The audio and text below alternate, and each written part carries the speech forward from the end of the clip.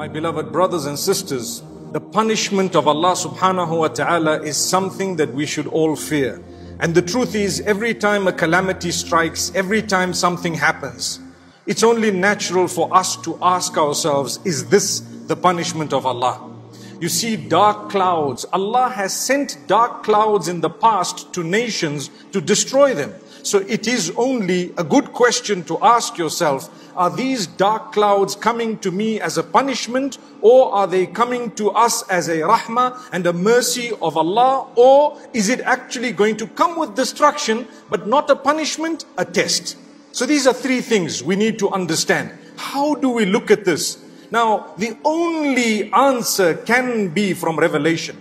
I cannot come up with an answer from my pocket, nor can you.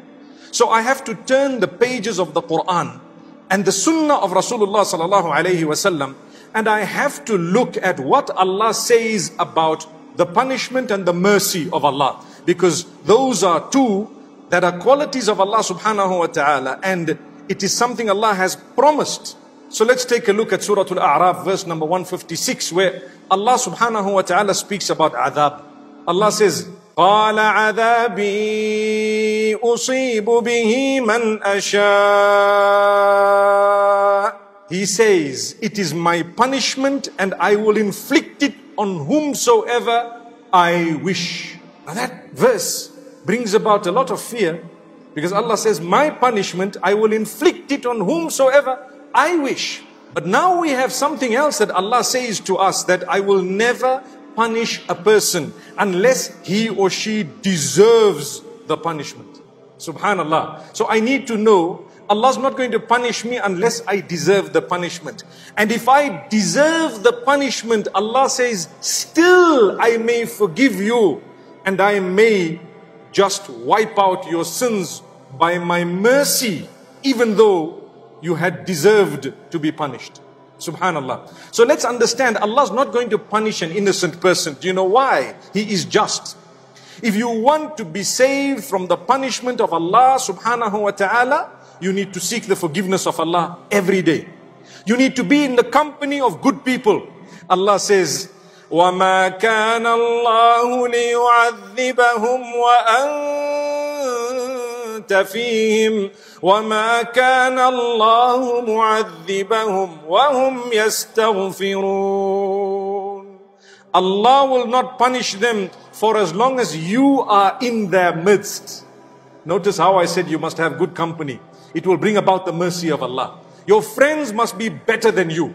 Your friends must have language with no F's and B's. Subhanallah. Your friends must speak the truth. They must be upright individuals. They must remind you of Allah. You'll never regret that. The minute your circle is dirty, you may deserve the punishment of Allah. When your circle is clean, wallahi, my beloved brothers and sisters, sometimes Allah does not punish us because of one man in our community whom He loves.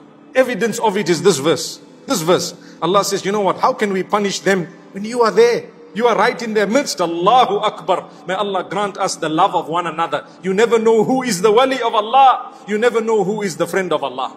Secondly, we will never punish them while they are seeking the forgiveness of ours. While they are seeking the forgiveness of Allah. That means if I want to divert or avert punishment that is coming in my direction, first thing I need to do, seek the forgiveness of Allah. The problem with man is man says people are bad, that's why Allah is punishing them, but he doesn't look at himself being bad. You see, we point fingers at others. That man is like this woman is like that one is committing that, this one is committing. What about you and I?